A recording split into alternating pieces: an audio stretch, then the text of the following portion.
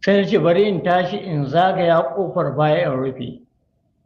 Ina zagayawa sai na ga mutum ya shigo cikin gida rataye da takobi riƙe da adda da fiston cikin aljihu.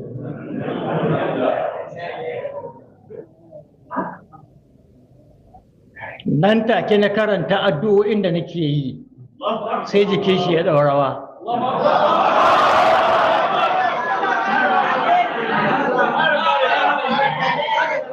Ku saurara sai ya taka wani gambu daga cikin gambunan ya tsallaka. Ina jin sautin mutum biyu sai na bi su, na ɗauki wani ƙarfi. Allah ya bani ƙarfi, na lankwasa ƙarfen na karya shi biyu, na riƙa na bi.